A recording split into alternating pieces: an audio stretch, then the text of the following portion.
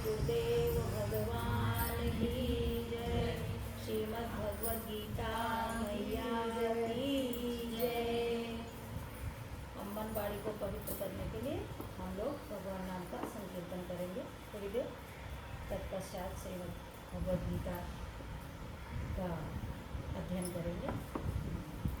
सीताराम सीताराम सीताराम जय सीताराम। सीताराम सीताराम सीताराम जय सीताराम। राधे श्याम राधे श्याम राधे श्याम जय राधे श्याम। राधे श्याम राधे श्याम राधे श्याम जय राधे श्याम। सीताराम सीताराम सीताराम जय सीताराम। सीताराम सीताराम सीताराम जय सीताराम। राधे श्याम राधे श्याम राधे श्याम जय राधे श्याम। बोलिए श्री सद्गुरुदेव भगवान की जय। ओम सहनावतु सहनो भुनक्तु सह वीर्यं करवावहै तेजस्विनावधीतमस्तु मा विद्विषावहै। ओम शांति शांति शांति। भगवान भोलेनाथ की बड़ी कृपा कि हम सभी लोग पितृपक्ष के पावन अवसर पर श्रीमद् भगवद गीता जी का स्वाध्याय के लिए तत्पर हैं। भोलेनाथ की और गुरुदेव भगवान की बड़ी कृपा।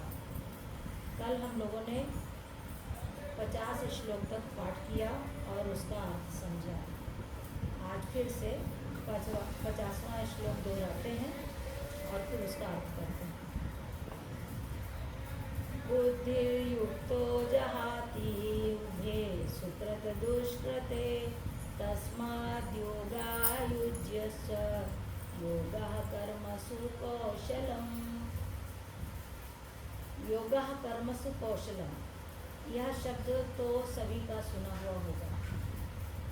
भगवान कहते हैं अपने कर्म में कुशलता ही योग है, यानी कि आपका जो कर्तव्य कर्म है उसको आप निष्ठापूर्वक अच्छे से करते हैं, वही आपका योग है। और योगः कर्मसु कौशलम शब्द हम लोग का LIC है। LIC ने भी अपने में यही लिख रखा, अपना लोगो स्लोगन बनाया है, उसमें लिखा है योगा कर्मसु कौशलम। भगवान कहते हैं अर्जुन को समझाते हुए कहते हैं कि अर्जुन ने जब अपना धनुष बाण रथ पर रख दिया और युद्ध भूमि के बीचों बीच में शीघ्रतापूर्वक बैठ गया और भगवान से बोला कि हम युद्ध नहीं करेंगे क्योंकि हमारे अपने ही हैं, इनको हमें मारना पाप लगता है और हमारे वश की नहीं है। ये जो सांख्य योग है उसमें भगवान समझाते हुए ये वाला श्लोक भी बोलते हैं। कहते हैं समत्त योग विषयक बुद्धि से युक्त हुआ पुरुष अंतःकरण की शुद्धि के और ज्ञान प्राप्ति के द्वारा सुकृत दुष्कृत को पुण्य पाप दोनों को यही त्याग देता है। भगवान कहते हैं जिसकी बुद्धि सम हो गई है, यानी कि जो संसार के द्वंद्व हैं उसमें यदि वो परेशान नहीं होता है, अपने आप को इतना अच्छा बना लेता है साधना के बल पे, गुरुदेव की कृपा से, सत्संग के बल पे, जो संसार के झंझावात हैं उसमें अपने आप को बराबर रखता है, बैलेंस रखता है, मतलब ना ज़्यादा दुखी होता है ना ज़्यादा सुखी होता है, ऐसे जो अपने जीवन को चलाता है, काम करता है, उसी को कहते हैं योग। योगः कर्मसु कौशलम, यानी कि जो समत बुद्धि वाला हो गया वही योगी कहलाता है, ऐसा भगवान कहते हैं। दुरे ही वरम कर्म बुद्धि योगा धनंजय बुद्धो शरणम अभिच्छ प्रकरणा फल हेतवा। इस समत रूप बुद्धि योग से सकाम कर्म अत्यंत ही निम्न श्रेणी का है। मतलब यदि आपने कोई इच्छा कर ली, कोई भगवान से कुछ मांग लिया, या किसी कार्य को करने के बाद आप फल की इच्छा करने वाले हो गए, तो भगवान कहते हैं ऐसा जो कार्य होता है वो निम्न श्रेणी का है। ये सब ये जो यहाँ पर वर्णन हो रहा है सब साधकों की बात है, संतों की बात है। इतनी ऊंची बातें हैं जो एक साधारण व्यक्ति हम लोग जैसे कहाँ जल्दी से इन बातों को ना समझ सकते हैं, और जीवन में उतरेगा तो धीरे धीरे भगवान की कृपा से भी कर सकता है। तो जो सांसारिक चीज़ें हैं, अगर इच्छा पूर्वक किसी बात को हमने सकाम करना चाहा कि भगवान ऐसा कर दो तो हम ऐसा करेंगे, तो ये जो सकाम कर्म है निम्न श्रेणी का है। तो भगवान क्या कहते हैं कि तू समबुद्धि में रक्षा का उपाय ढूंढ, अर्थात बुद्धि योग का ही आश्रय ग्रहण कर, क्योंकि फल के हेतु बनने वाले अत्यंत दीन हैं। भगवान कहते हैं जो फल की इच्छा से काम करते हैं उनको दीन कहा है भगवान ने। अपने आप को शांत करके और जो भगवान जैसे कराए वो करते चलो, और ऐसा करने से मन में शांति भी होती है, और भगवान भी देखते हैं कि हमारा भक्त जब हमारी शरणागत हो गया है तो फिर उसके योग क्षेम की रक्षा करते हैं, और जो उचित होता है वही करते हैं भगवान।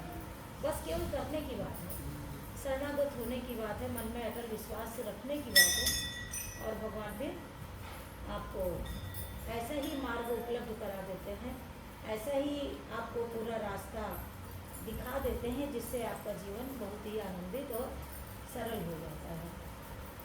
तो भगवान कहते हैं कि फल की इच्छा से कार्य मत करो,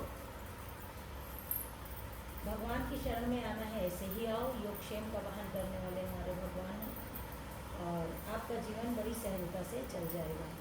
जो कुछ अर्जुन को बता रहे हैं वो सब हम लोगों के लिए है। भगवान कहते हैं बुद्धि युक्तो जहाति उभे सुकृत दुष्कृते तस्माद् योगायुज्यस्य योगः कर्मसु कौशलः। समत्त बुद्धि युक्त पुरुष पुण्य और पाप दोनों को इसी लोक में त्याग देता है, अर्थात उनसे मुक्त हो जाता है। इससे तो समत्त रूप योग में लग जा, या समत्त रूप योग ही कर्मों में कुशलता है, अर्थात कर्म बंधन से छूटने का उपाय है। कर्म बंधन से छूटना यानी आप काम सारे करिए, काम आप सारे करिए, लेकिन उसमें आसक्त मत होइए। जो आवश्यक कार्य हैं, जो कर्तव्य कर्म हैं, उनको आपको करना है, यही आपके कर्मों में कुशलता है ना। ये भगवान बताना चाहते हैं। बाकी व्याख्या तो बड़े विद्वान लोग करेंगे, संत लोग करेंगे, हम तो बस अपना एक छोटा सा प्रयास करना चाहते हैं, भगवान के चरणों में बैठना चाहते हैं, बस इतनी सी बात है। कर्मजम बुद्धि युक्ता ही फलम त्यक्त्वा मनीषिणः जन्म बंध विनिर्मुक्ता पदम गच्छन्ति अनामयम्। भगवान कहते हैं क्योंकि समबुद्धि से युक्त ज्ञानी जन कर्मों से उत्पन्न होने वाले फल को त्याग कर जन्म रूप बंधन से मुक्त हो निर्विकार पद को प्राप्त हो जाते हैं। इसका मतलब ये हुआ कि जब हम लोग निष्काम कर्म करेंगे तो कहीं आसक्ति नहीं होगी, और जब आसक्ति नहीं होगी तो यदि हम अपना शरीर छोड़ भी देंगे तो हमको क्या है, पुनर्जन्म नहीं लेना पड़ेगा। क्योंकि कहते हैं, संत लोग कहते हैं, शास्त्र भी कहते हैं कि अंते यामकी सागति, अगर हमारा मन जहाँ चला गया अंतिम समय तो फिर वही योनि हमको प्राप्त होती है। इसलिए सावधान रहना है, और केवल भगवान के चरणों में अपने मन को किसी भी परिस्थिति में, दुख आए सुख आए जैसा भी समय हो, लेकिन भगवान का ध्यान हर समय बना रहे, ऐसा करना है। और धीरे धीरे साधक बन जाना है। साधक का मतलब होता है अपने आप को साधना। साधने का मतलब क्या हुआ, बैलेंस बना के चलना, ना कोई चीज़ ज़्यादा हो ना कोई चीज़ कम हो।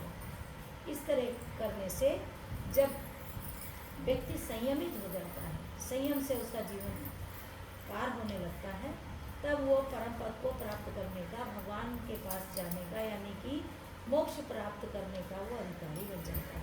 और जीवन का परम लक्ष्य ही है मोक्ष को प्राप्त करना।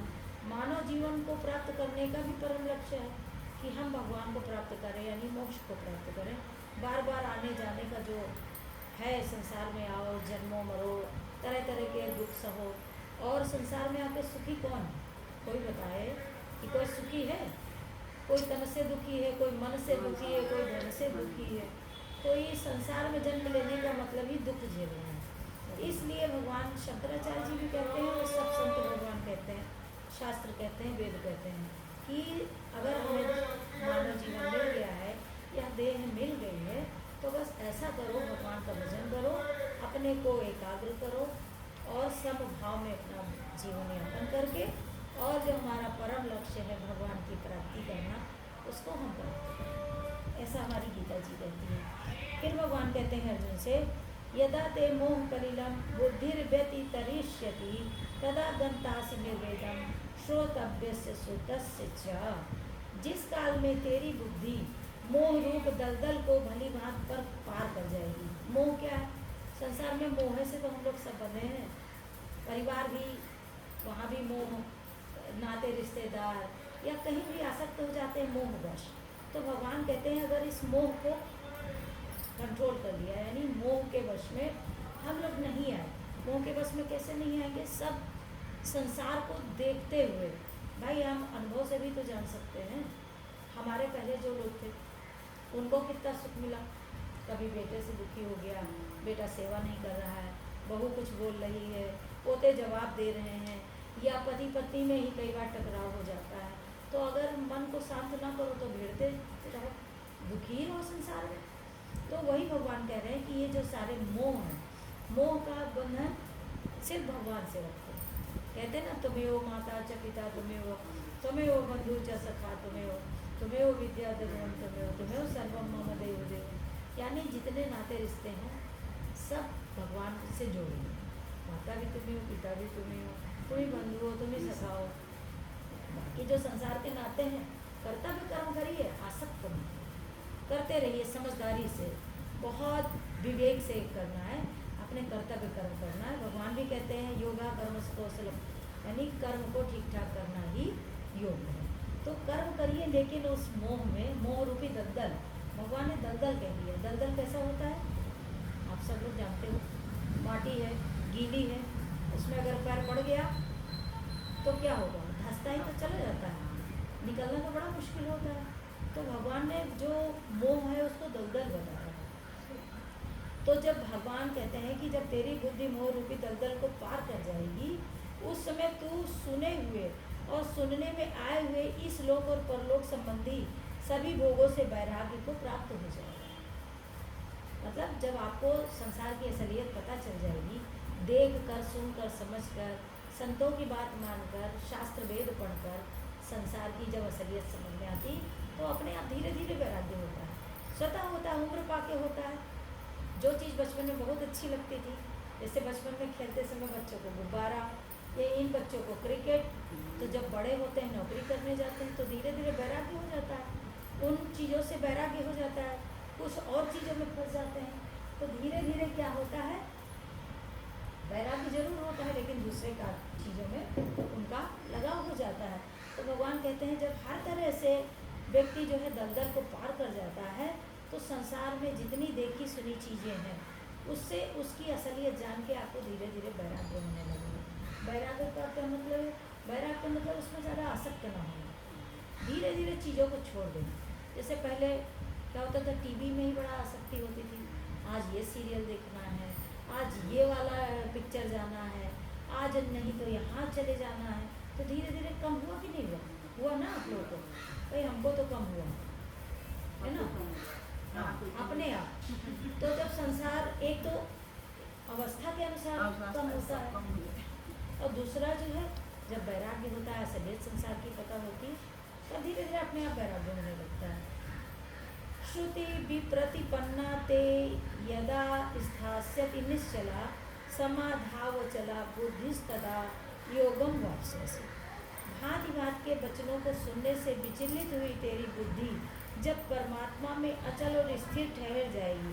भाई संसार में सबकी बातें तो सुनना है, चाहे पूजा पाठ में ले लो, कोई कहता है ऐसे जल चढ़ाओ, कोई कहता है ऐसे नाग देवता रखो, कोई कहता है ऐसे व्रत करो, कोई कहता है पितृपक्ष में भगवान को न छुओ, कोई कहता है नहीं छुओ, सब इनमें तो तरह तरह की जो बातें होती हैं, उसको सुनते सुनते जब बुद्धि अचल हो जाती है, जब सत्संग अचल कैसे हो, जब हम भगवान का भजन करेंगे, सत्संग सुनेंगे, गीता जी सुनेंगे, धीरे धीरे इसी में मन लगेगा, तब जाके हमारी बुद्धि अचल होगी और स्थिर होगी। स्थिर का मतलब थोड़ा क्रोध कम हुआ कल से आपका कुछ अंतर आया? आया ना? कल ऐसी बात हुई थी तो हमने कहा क्रोध भी जरूरी है। कहा ये सब बच्चे हैं अभी युवा, तो क्रोध भी जरूरी है, लेकिन कैसा क्रोध जरूरी है? हमने इनको बताया कि जैसे पानी में एक लाठी मारो तो जितनी देर तरंग उठती है उतनी देर क्रोध करो और फिर खत्म करो क्रोध, आगे बढ़ो, आगे काम करो। तो क्या नहीं, थोड़ा आराम मिला है। दवा ऐसी दवा खाई है जिससे थोड़ा आराम याद आ जाता है आपकी बात। तो इससे क्या होता है, स्वस्थ भी तो रहता है व्यक्ति। हर समय सोचते रहो तो क्या होगा भाई, जो हमारे हार्मोन्स हैं बहुत अच्छा है ना। हाँ, हार्मोन भी तो बिगड़ते हैं भाई शरीर में। हमारे शरीर में ताकत के लिए जो एक हार्मोन्स अच्छा होता है, और जब क्रोध करते तो गड़बड़ हो जाता है, फिर वो बीमारी हो जाती है। तो समय भी बर्बाद भाई, जो सत्संग का समय है, जो अच्छे काम का समय हमने क्रोध में निकाल दिया है। तो वो विवेक, यहाँ पर विवेक की जरूरत है। तो विवेक की जरूरत है। तो भगवान कहते हैं कि जब ऐसा होते होते आपकी बुद्धि अचल और स्थिर हो जाएगी, तब तू योग को प्राप्त हो जाएगा, अर्थात तेरा परमात्मा से नित्य संयोग हो जाएगा। नित्य संयोग का क्या मतलब है? प्रतिक्षण प्रभु आपके साथ हो जाएंगे। भगवान ये भक्तों को समझा रहे हैं। भगवान तो हर समय साथ में है, हर समय संयोग है, लेकिन हम ही लोग तो नहीं जान पाते। क्यों नहीं जान पाते? उसी माया के चक्कर में पड़े रहते हैं, है ना।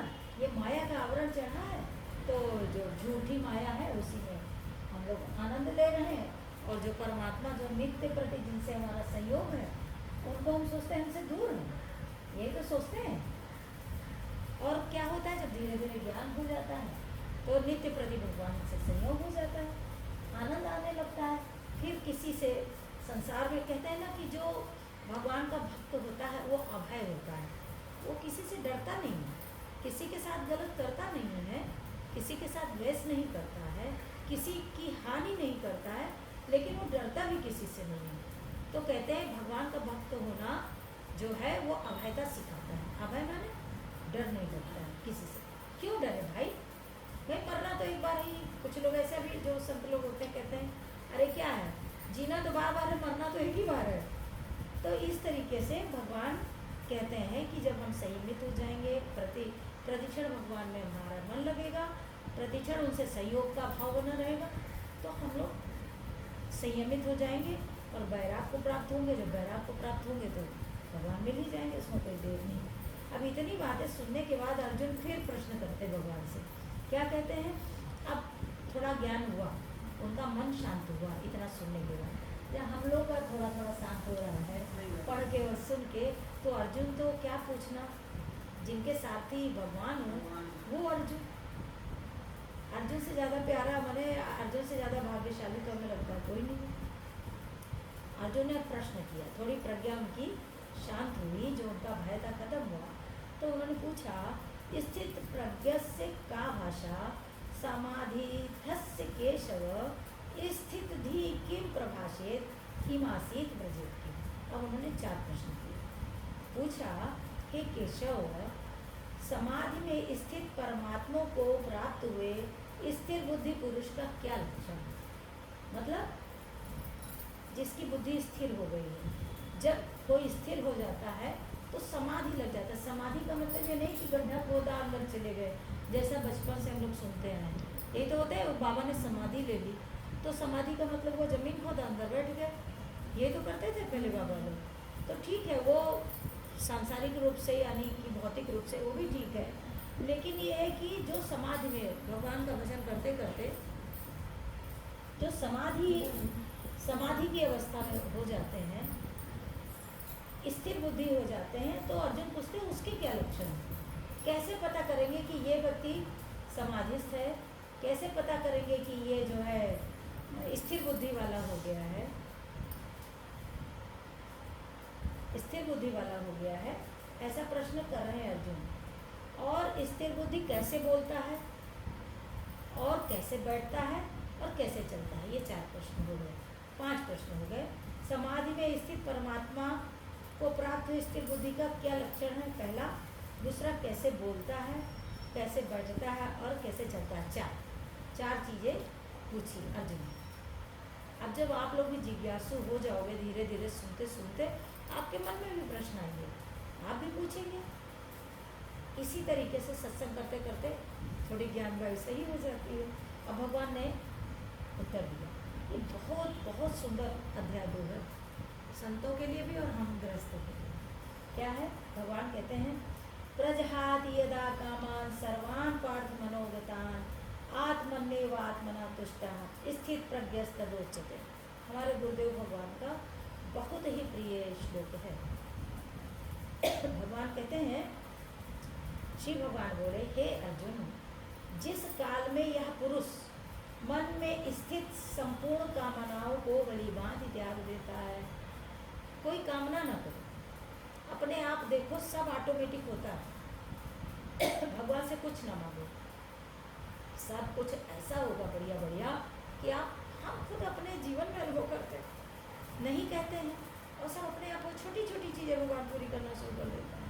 बस ये है कि सारी कामनाओं को भगवान को अर्पण कर दो और आत्मा से आत्मा में ही संतुष्ट हो जाओ, माने अंदर ही अंदर शांत हो जाओ, अंदर आनंद लेने लगो। अंदर ही तो भगवान बैठे हैं, उन्हीं से बातें करो। भाई हम लोग भक्त हैं, भगवान से बातें कर सकते हैं, उनसे अपनी व्यथा बता सकते हैं, उनसे रो सकते हैं, अंदर ही अंदर सारी बातें कर सकते हैं। तो ये तो हो गया हमारा भक्ति वाला।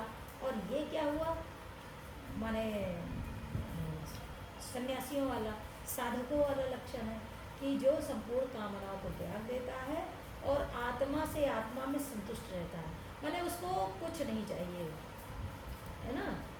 तो जब कुछ नहीं चाहिए तो आनंद ही होगा। जब चाहने में ही तो दुख होता है, कोई चीज़ हमने चाही और वो नहीं मिला तो हम दुखी हो गए। आज हम चाहेंगे ही नहीं, तो जब चाहेंगे ही नहीं, चाह गई, चिंता गई, मनवा बेपरवाह, और क्या है, जिनको कुछ होना चाहिए वे शाहन के साथ बैठ जाए। तो जिनको कुछ होना चाहिए वो शाहन के साथ। तो भगवान भी वही कह रहे हैं कि जो अपने आत्मा में संतुष्ट रहता है वही स्थित प्रज्ञ कहा जाता है। ठीक है। दुखेषु अनुद्विग्न मना सुखेषु विगत स्पृहा वीतराग भय क्रोधा स्थिर धीर निरुच्यते। भगवान कहते हैं दुखों की प्राप्ति होने पर जिसके मन में उद्वेग नहीं होता, कोई अगर विपरीत परिस्थिति आ गई, कोई दुख आ गया जीवन में, और जो उद्वेग में नहीं आता, यानी कि उसकी मन स्थिति शांत रहती, नॉर्मल रहती है, और किसी तरीके का उसको उद्वेग नहीं आता, क्रोधित नहीं होता, रोता नहीं, बिलखता नहीं, सह लेता है, तो और सुखों की प्राप्ति में जो निष्प्रह, मिल भी गया सुख तो नहीं वाह वाह वाह वाह बड़े बड़े, मतलब इतना प्रसन्न कि वो उसका विवेक ही थोड़ा सा गड़बड़ होने लगे, ऐसा भी नहीं। दुख मिले तो सह लो, सुख मिले तो आनंद से उसको शांतपूर्वक निपटा लो, यानी शांतपूर्वक उसमें आनंद ले लो। जिसके राग भय क्रोध नष्ट हो गए हैं।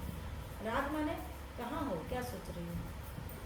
राग भय, अभी हमने कहा था भगवान के भक्त का पहला लक्षण जो जिसको डर नहीं लगता है ना, कहीं भी हो डरेगा नहीं, और क्रोध ना आवे, क्रोध आए तो बस वैसे ही लाठी में पानी वाला, है ना।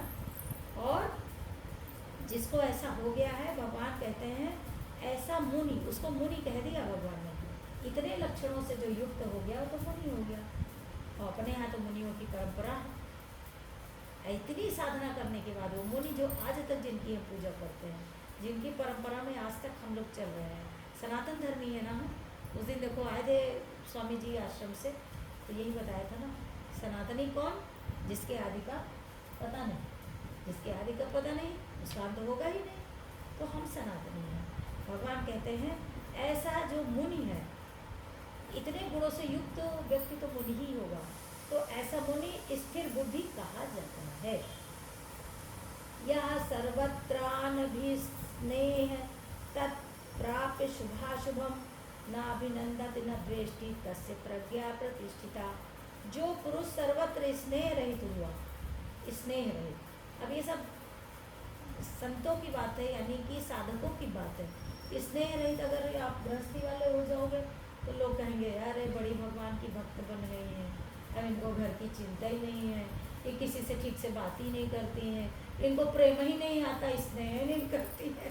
लेकिन ये गीता जी पढ़ते पढ़ते जब ऐसा हो जाता है तो भगवान कहते हैं जो पुरुष सर्वत्र स्नेह रहित है, माने व्यवहार सबसे करता है, किसी में आसक्त नहीं होता, उस शुभ या अशुभ वस्तु को प्राप्त होकर न प्रसन्न होता है न द्वेष करता है। मतलब कोई भी चीज़ मिलता है तो उसमें न वो जो है प्रसन्न होता है और न उससे द्वेष करता है। द्वेष भी किसी से नहीं करना चाहिए। हम तो यही कोशिश करते हैं, कोई हमें कितनी भी गाली दे उसको भी याद करो, उसके लिए भी अच्छा सोचो, उससे भी द्वेष ना करो। मौका पड़ने पर अगर वो किसी तरह विपत्ति में सहायता भी कर दो, बीमार हो जाए तो उससे हालचाल पूछ दो, सेवा करो। यही है द्वेष ना करना। और करना क्या है, थोड़े दिन की ज़िंदगी है, चले जाना है। द्वेष करके क्या मिलेगा, कुछ मिलने वाला नहीं, स्वस्थ अस्वस्थ हो जाना है, शरीर भी ना चले। इसलिए ना द्वेष करो और ना प्रसन्नता भी सहन कर जाओ। दुख क्रोध हो ये सब कुछ सहन करते हैं। गीता मैया तो हम सबको यही सिखाती है कि कैसे जीवन जिया जाए। भाई संसार में झंझावात कम तो है नहीं, परेशानियाँ तो कम नहीं है, नहीं तो कोई ना कोई बीमार हो रहा वायरल फीवर से तो उसको भी सहना भी एक कला है, उसको समझाना, उस पेशेंट को देखना ये भी एक कला है। तो ये सब गीता मैया सिखा देती है कि कैसे जो है हम समाज में रहें, कैसे परिवार में रहें और कैसे संतों की सेवा में रहें और कैसे भगवान के शरण में रहें। ये हमारी गीता मैया सिखाती है। यदा संहरते चायम कूर्मो अंगानीव सर्वसा इंद्रियार्थेभ्यः तस्य प्रज्ञा प्रतिष्ठिता। ये वाला श्लोक भी बहुत ही, जैसे पढ़ाई में कहते थे ये बहुत इंपॉर्टेंट है, इसको पढ़ लो रट लो, ऐसे ही गीता जी का बहुत ही इम्पॉर्टेंट यानी बहुत ही प्रिय संतों का ये श्लोक है। एक उदाहरण दिया भगवान ने कि कैसे हमको रहना चाहिए गृहस्थ में, समाज में। कहते हैं यदा संहरते चायम कूर्मो, कूर्मो माने कछुआ, कूर्म माने कछुआ। 24 अवतारों में एक अवतार भी कछुए का है भगवान है। अभी तो उनको कोई हाँ आ गया है हाँ। भाई जब मंदराचल पर्वत पे हाँ। इन्हीं की मथानी बना के तो चली थी कूर्म भगवान पे, तो भगवान क्या कहते हैं, अभी तो कछुआ की पूजा बच्चा। हाँ भगवान कहते हैं लक्ष्मी जी के तो बड़े प्रिय है, हाँ है ना। तो यदा संघरते चायम कूर्मो अंगान्यु सर्वसा, जैसे जो कूर्म होता है, कछुआ होता है, अपने सारे अंगों को समेट लेता ऐसे कर लेता है ना, अपने अंगों को समेट लेता है। तो हम लोग को इस उदाहरण के माध्यम से क्या करना चाहिए, हमारी जो इंद्रियां हैं, एक होती है कर्म इंद्रियां, एक होती है ज्ञान इंद्रियां, ठीक है। तो कर्म इंद्रियां जो हमें काम करने के लिए दी गई हैं, भगवान ने दी हैं, और ज्ञानेंद्रियां जिससे हमारा विवेक जागृत रहे, हम देख सुन के ज्ञान प्राप्त कर पाए, जो जरूरी हो वो कार्य करें, वो ज्ञान इंद्रिया हो गया। तो जैसे कि कछुआ है अपने सारे अंगों को समेट लेता है, ज्ञान इंद्री, कर्म इंद्री और सारे हाथ पैर, ये अंग ही तो है हमारे, सबको बटोर के एक कर लेता है, शांति से बैठता है। वैसे ही जब यह पुरुष इंद्रियों के विषयों से, जितने इंद्रिय उतने विषय हैं। आँख का विषय क्या है, एक तो स्कूल में विषय होते थे, ये पढ़ाई करो, वो पढ़ाई करो, वो पढ़ाई करो, और यहाँ पर गीता जी क्या कहती है, विषय आँख का काम देखना, नाक का काम सुनना, कान का काम सुनना, जीभ का काम बोलना, ऐसे जितने अंग हैं सबके काम हैं। तो इन कामों को विषय कहा गया है, विषय। तो जो हमारे अंग हैं और इनके काम हैं, इनको गुरुदेव कहते हैं, संत लोग भी कहते हैं कि जितना आवश्यक हो उतना इन विषयों का भोग करना चाहिए। अनावश्यक नहीं, पता चला आँख से देखना अच्छी चीज़ है और पता चला मोबाइल देखते देखते चौपट हो गए, तो वहाँ भी संयम चाहिए, इंद्रियों का समन चाहिए। इसलिए जितना जरूरी हो उतने ही अपने इंद्रियों का इस्तेमाल करना चाहिए। वेद मंत्र भी कहते हैं भद्रम कर्णेभिः शृणुयाम देवा भद्रम पश्येमाक्षभिर्यजत्रा। स्थिरैरङ्गै तुष्ट्वाङ्गं सस्तनोभिः व्यशेम देवहितं यदायुः। ये वेद मंत्र है। तो वही बात है ना कि जो हमारे अंग है इनको समेटो, और समेट के क्या करना है, जब हम समेट लेंगे तभी तो हमारी बुद्धि स्थिर होगी, तो भटकती रहेगी नहीं। चलो ये देख लेते हैं, ये और पढ़ लेते हैं या और दौड़ लेते हैं। जैसे दौड़ने का भी काम है, एक उम्र तक ही तो इंसान दौड़ेगा, फिर तो उसको रुकना पड़ेगा ना। तो तब के लिए तैयारी भी करनी है ना, कि जब हम ना दौड़ पाए तब के लिए भी तो मन को तैयार करना है। बैठे बैठे ही सारी साधना कर लेनी है भाई। हमारे 4 आश्रम इसीलिए तो है ना। 4 आश्रम कौन कौन से पता है किसी को? बताओ संगीता, कहो आप बताइए। 4 आश्रम अपने सनातन धर्म में उम्र के हिसाब से 457 जीव का था। हम लोग 100 वर्ष जीने की भगवान ने हम लोग को दिया है। विषेम देव हितम यदायु, जितनी आयु मिली वो 100 वर्ष की, उसका 4 जगह विभाजन किया गया, 25 25 25 25। और ये 4 विभाग हो गए और 4 आश्रम बनाए गए, यानी कि 25 साल तक हम ब्रह्मचारी रहें। ब्रह्मचारी का मतलब पुरुष ही नहीं, हम लोग के लिए भी वही चीज़ है। मतलब 25 वर्ष तक हम लोग पढ़ाई लिखाई कर लें, पढ़ाई लिखाई करके आश्रम पद्धति से करें चाहे स्कूल पद्धति से करें, 25 वर्ष तक पढ़ाई लिखाई से निवृत्त हो जाए। उसके बाद विवाह हो जाए, यानी 50 वर्ष तक विवाह का कार्य जो अपना गृहस्थी बनाना है, अपना वंश परंपरा आगे बढ़ानी है, ऐसा करके 50 वर्ष तक ये करें। उसके बाद क्या करें, बच्चे बड़े हो गए, शादी ब्याह भी ऐसा नियम है कि हम 50 के हो और हम शादी ब्याह कर दें, लेकिन अभी इस समय तो संभव नहीं है, क्योंकि थोड़ा थोड़ा सब नियम बदल रहे हैं। देर में विवाह होना और उसके बाद बच्चों की पढ़ाई के कारण भी शादी देर से होना, खैर कोई बात नहीं। लेकिन 50 वर्ष के बाद 75 वर्ष तक हम लोग को वानप्रस्थी होना चाहिए। अब भले कोई ना हो, वानप्रस्थी का क्या मतलब? वानप्रस्थी का मतलब घर में भी रहिए और बाहर भी यात्राएं करना शुरू कर दीजिए। हाँ, आश्रम में रहिए, तीर्थ यात्रा करिए, आप अपनी तितिक्षा बढ़ाइए, भगवान के प्रति अपना लगाव बढ़ाइए, ये हो गया। और जब जैसे ही हम 75, भगवान करें 75 के सब लोग जिए, है ना, जी गए, तो फिर आपको 75 के बाद घर छोड़ ही देना चाहिए। भाई महिलाओं के लिए ये है कि भाई पति गया तो साथ में गई, अगर पति नहीं गया तो आप घर में ही संन्यास रूप से, आप कोई मंदिर हो वहीं आराम से रहो, संन्यास धर्म का पालन करो। इस तरह भगवान कहते हैं कि अपने जीवन को नियंत्रित करके भगवान के चरणों में मन को लगाकर बुद्धि को स्थिर करना चाहिए। अब यहीं पर आज हम 58 श्लोक पढ़ के आज के सत्र को यहाँ पर विराम देते हैं। और आज शाम को हो सकता हमारी एब्सेंट हो जाए, तो आप लोग कोई सीताराम कर लीजिएगा, और नहीं तो फिर कल 11:30 बजे हम लोग करेंगे, ठीक है? आनंद आ गया? ओम पूर्णमदः पूर्णमिदं पूर्णात् पूर्णमुदच्यते पूर्णस्य पूर्णमादाय पूर्णमेवावशिष्यते। ओम शांति शांति शांति। हरि ओम श्री गुरुभ्यो नमः। हरि ओम तत्सत। हरि ओम तत्सत। हरि ओम तत्सत। बोलिए श्री सद्गुरुदेव भगवान की जय। बोल बाबा नंदेश्वर महादेव की जय। गौरी मैया की जय। गौरी के दोनों लाला की जय। श्री हनुमान जी महाराज की जय। श्रीमद् भगवद गीता